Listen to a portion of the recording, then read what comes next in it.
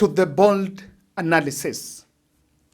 The integrity of elections must be guarded and respected by all means. It is true Kenya has experienced how a bad and irresponsible electoral body can destroy a country within minutes. And while we don't subscribe to Rigathi-Gachagua's standpoint on electoral violence, when the will of the people is not reflected in the results, he is actually telling us the truth. But of course, we are in a country where we want things to be wrapped in packaged, some good corporate language.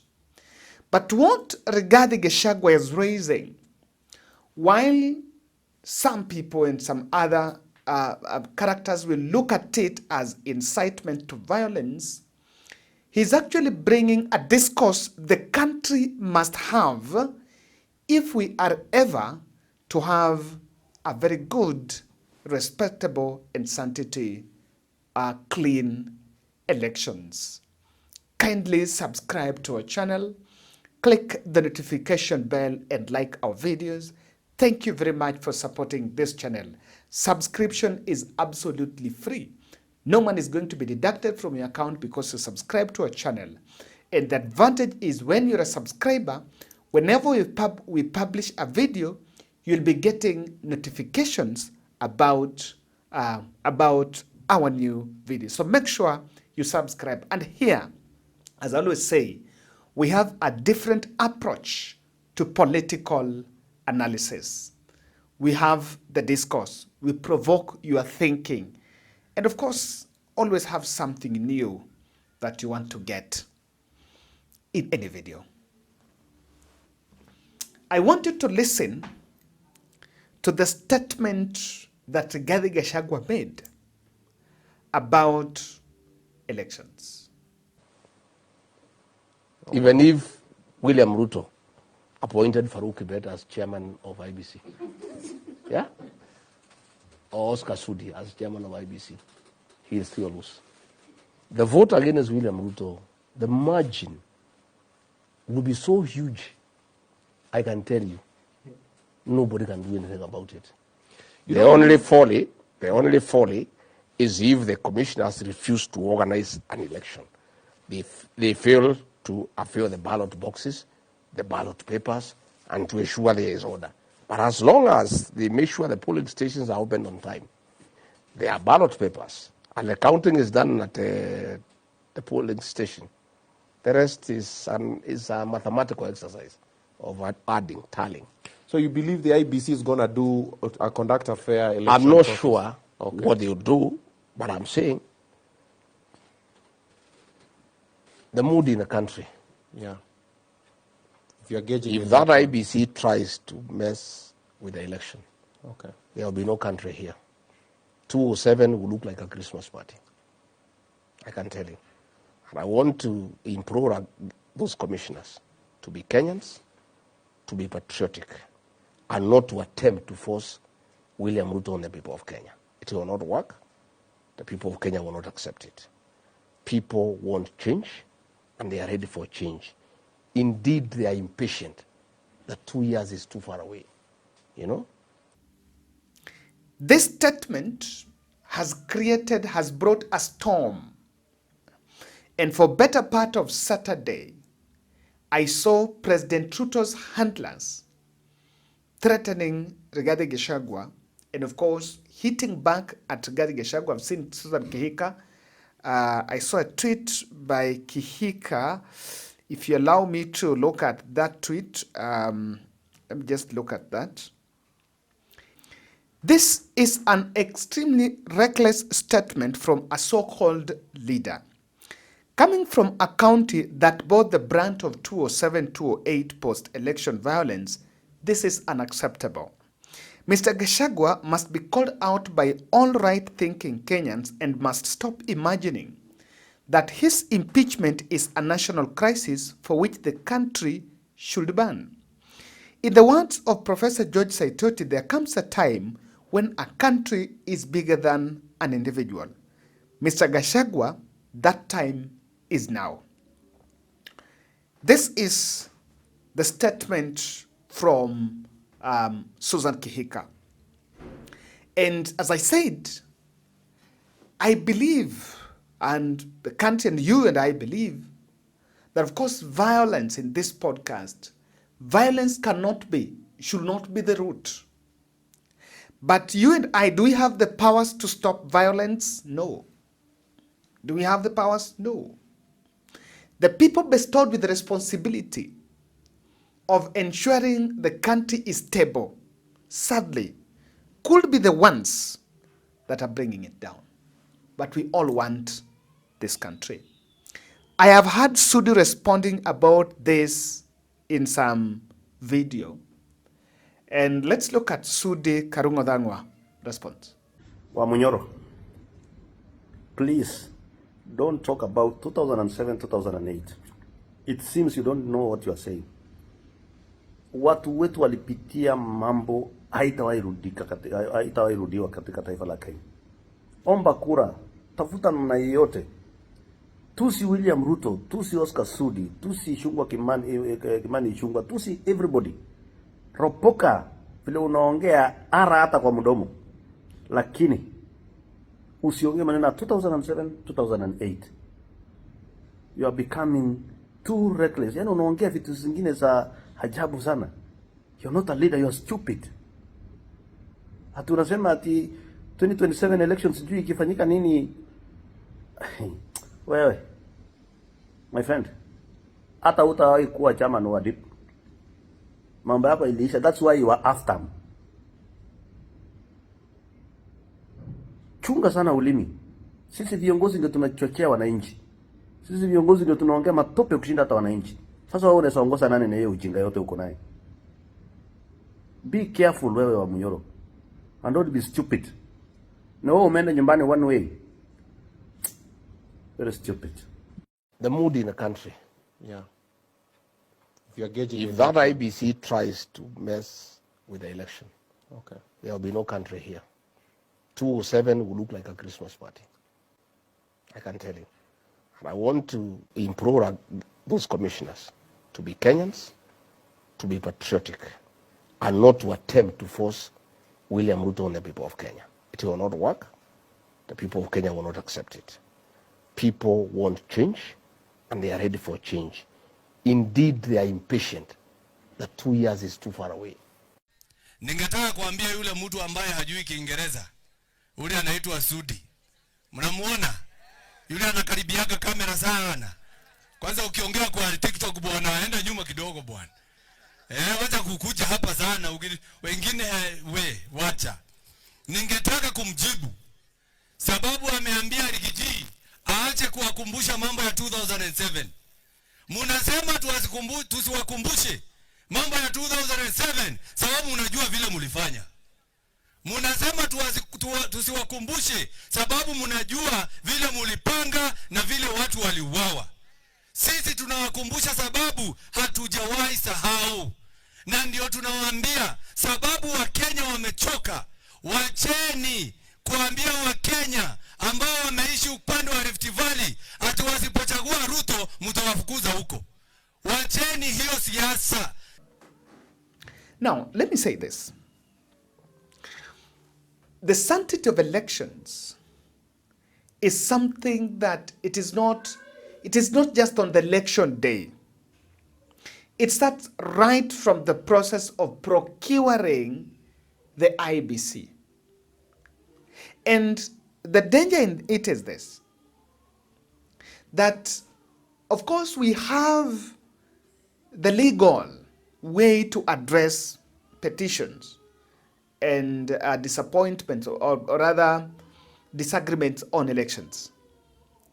But for the last 3 or 4 elections, the Supreme Court, the court that is supposed to deliver justice in case there is an election problem, has failed to live up to its obligation, except the 2017. And I don't know whether now if you tell Kenyans that we are going to petition those results, where the Kenyans will believe what will come from the courts. It's very interesting. And that is why, while we don't subscribe to election violence, but we must talk about this. Now, I have seen some state quarters pushing for Rigathi-Gachagua arrest and prosecution over these recent remarks, sorry, so that he can face some charges of incitement to violence. But that would be, that to me, I feel those who, if that is the direction, that those who should face prosecution, the first person that should be arrested is Oscar Sudi. Oscar Sudi is on record saying, kura isipotosha watajaza. Kama wewe ni kama ni mtoto wangu anachora mzazi mwingine, si ni kama amenichora mimi mwenyewe? Wewe mtoto wako ukimruhusu aandike vitu mabaya kwa Facebook ama achore vitu kama hizo, ni kwanza ameanza na wewe mzazi mwenye hiyo boma. Ameanza na wewe kwanza. Ni wewe ameua, sio mtu mwingine. So tunataka tuambia watu vitisho baridi. Mtafute watu wengine wa kutisha. Sisi wengine ni asolas. Huyu William Ruto ni mtoto ya mtu tu, alikuwa anauza kuku nini. Mimi mwingine alikuwa na makanga, mwingine hapo alikuwa anafanya nini. So tafuteni watu ya kutisha. Watu ya kutisha hawako sahihi area. Mungoje hapo mbele ndio mpata watu ya kutisha. Hiyo maneno ya kusema sijui must to go, hakuna venye tunaenda. Na msikie vizuri. Na nataka nirudie hapa. Hii Kenya hakuna rais ameenda kwa miaka 5. Kwani huyu ndiye atakuwa wa kwanza? Kama tunafanya nini? Kama tumelala wapi? Kama nini imefanyika? Kwani hii Kenya ni yenu? Mjue William Ruto aende mahali. Makao kasi. Mmoja kana hivi yote wale. Mumulwendia Ruto. Matengalia hapa anakulia.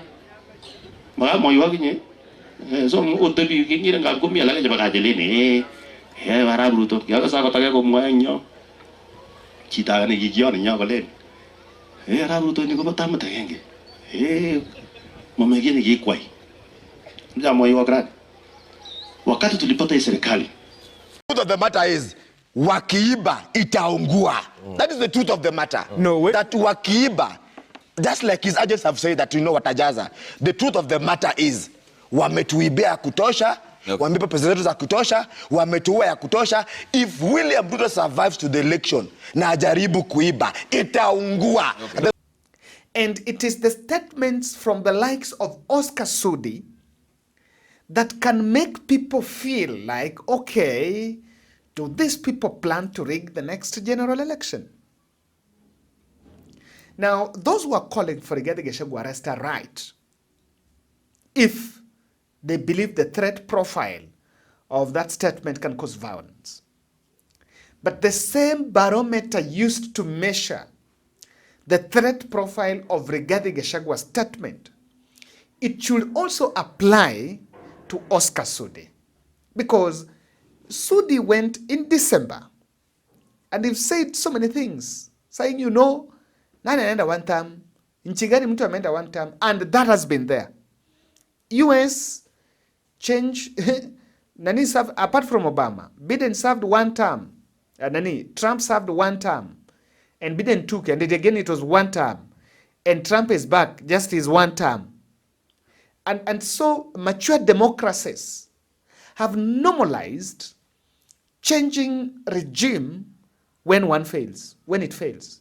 In fact, even in this country, we can change, people always change regime. I believe Uhuru Kenyatta would have lost the 2017 general election. But power is perpetuated through electoral fraud. And so, I believe that while we want to address this matter in a corporate way, but there are pertinent questions that we must ask. The new IBC body has been formed. Is it a coincidence that out of almost 150 applicants for that post, the panel and the president narrowed down on a man, Ekethong, who is reported to have worked as a county attorney in Turkana when Josephat Nanok was the governor, and currently as we speak, Josephat Nanok is working in State House. Come on. Why aren't we instilling confidence in that electoral body? Is it a coincidence? Even as we respond to what Rigathi is saying, for me, I'm saying I don't subscribe to the violence. But it doesn't matter what I think. It doesn't matter what you think. We have seen in this country that, the country, when people feel that our voices are not heard, just not so long, last year in June, we almost lost the country. We almost lost the country. So when these issues are being raised, I think it's fine. Yes, it's fine. We condemn violence, electoral violence. But in equal measure, if we also genuinely want to address the matter, we should talk about what can make that election be clean. There are questions. Out of the 6 commissioners, 1, his name was injected in that list after the official shortlist came out. Come on. Are we instilling confidence in the electoral body? And if you see people are talking as if we dropped from the moon, we've been here before. And we've seen what happened in this country in June 2025. Now, if you're not careful, if the country will feel, and I've been making a joke here, I've been saying, sometimes when you speak to people in matatus, in churches, in markets, and in family gatherings, you even wonder, where will Ruto get this vote? And I've been saying, kama Ruto hatashinda, genuinely, the country will know. Those are not our votes. Yes, the country will know. Even if they will be powerless, but they shall have known, hii na si yetu, lakini ni sawa.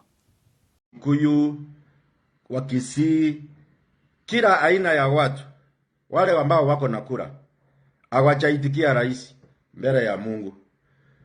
Lazima tutafute namna ya kutafutia rais kura. Wananchi kwa ground hawataki rais. Tuache tuseme kama mimi mtu yake. Lazima tutafute namna kama rais anataka kushinda vizuri. Watu kwa ground, hata kama papa iko, papa anaweza kuwa na kura huko, lakini kwa ground hapa wabunge wako kwa matumbo zao. Kwa ground nikienda wanauliza Cosmo, utasimama na chama gani? Tunakupenda. Kama unakuja kutafuta kura, tafuta kura yako. Nikienda kutafutia rais kura, inakuwa hard time. Nikisema rais ni mzuri, nini, watu hawajaitikia rais. Tuongee ukweli. Ground ni mbaya kwa rais. Wewe rais wa Jamhuri ya Kenya, anza kuaddress mambo ya ukweli. The reality ni kwamba ground haiko na wewe. Na si ati kwamba ati ground iko na mtu mwingine. Ni yale matendo ambayo unatufanyia. Mr. President, you should rethink. You should restructure. Na kama unadhani hii utaepuka, mimi na hata nikikwambia ni one time. Harambe. Nimeona Ruto ameanza kufund small presidential candidates. Small. Na nyinyi wote mnawajua. So you know them. Ruto has started funding small presidential candidates. Hata afandi wangapi, he will still have to go. Because Wakenya wamefunguka macho, Wakenya wanajua ile kitu atafanya. Wakenya wanajua Ruto atasimamisha mtu hapa, alipe mwingine asimame hapa, alipe mwingine asimame hapa. We are not stupid. Ruto asifikiria ati Wakenya wa leo ni wale za enzi za Moi alikuwa ili kufanya Matiba asimshinde, anasimamisha Kibaki 1992. Wakenya wa leo sio wa 1992. Unajua Ruto bado ako na software ya 1980s. But watu leo wame-update software. You cannot lie to us. Hautasimamisha president vidogo utupumbaze. We know what you are going to do. Na tayari tunajua wale watu unataka kusimamisha. We know them. And we shall name them and shame them. And we shall tell Kenyans, these ones are projects. Because the popularity is one thing.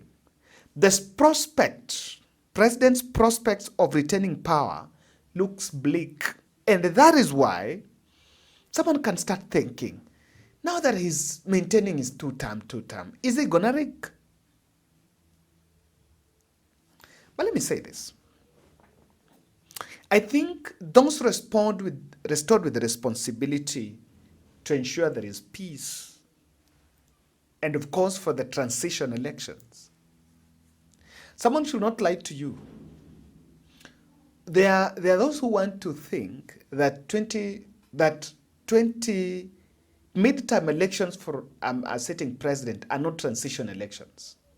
Of course, 2022, it was obvious it's an Uhuru transition, and Uhuru has to leave by the virtue of the constitution. But also, the midterm elections are also very dangerous and delicate transition elections, because those elections are based on scorecard. Let me tell you, in 2032, in 2032, it doesn't matter whether the president has served well or not. You have to leave. But elections coming mid your first term, or elections coming after your first term, are actually scorecard letters. And those are normally elections where look at 207. Look at 207. The kind of machinery that Raila mounted against Kibaki. And it was tough. Look at 2017, after the one term of Uhuru Kenyatta. Now look at 2027. And that's why people know that elections coming after you serve your first term normally is election based on your verdict. And that is why it doesn't matter. Sometimes I agree with those who are saying it doesn't matter who is in the ticket. It doesn't matter. Maybe, so long as it's not Ruto. But again, the anti-Ruto rage must also be guided. Otherwise, you can divide all the votes against all the opponents, and then you remain with a president who has won with some paltry 4 million, while all of you divided the votes. Now, I'm a bit afraid. While we are not comfortable with Rigathi-Gachagua's statement, but I'm a bit afraid that even the president himself could be stoking hostility. The president, his handlers, could also be stoking hostility. And let me show you. When Oscar Sudi says we will rig the next general election, Oscar Sudi says kura isipotosha tutajaza. I'm yet to see anyone, even if not politician, even state organs, these ones that normally look for cohesion and peace, even the watchdogs, calling out Oscar Sudi. And why? Because they believe he's been sent by the head of state.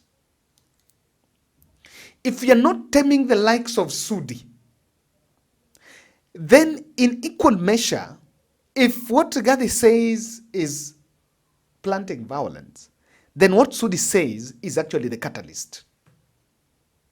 Yes. And we've normalized these things. The second other observation why I feel even those in State House are stoking hostility is appointment of lean electoral body. And this is the starting point. Let me explain a bit of this. NADCO envisioned some sort of consultation between the government and opposition. William Ruto cheekily went into bed and bought Raila Odinga. That should be the right word. By the way, Raila should be tamed. Hii mambo ya kusema, I'm not in government. You are not in government wapi na juzi umekutana na Sudi. Umekutana na Murkomen. Hiyo siku ingine umekutana na sijui Kagwe. Hiyo siku ingine umekutana na Mbadi. Then akienda kwa final, I'm not in government. Raila should be stopped, by the way. Ako daddy. Hakuna kitu, I'm not in government. Now, got into some agreement with Raila, then sidelined the other side. So by virtue of going to deal with Raila, Kalonzo and the rest now became the opposition. Then you form that IBC. And then when you start picking people, you're picking people with some, with some, not dented reputation, but people that are close to some people in the state. That's already stoking mistrust.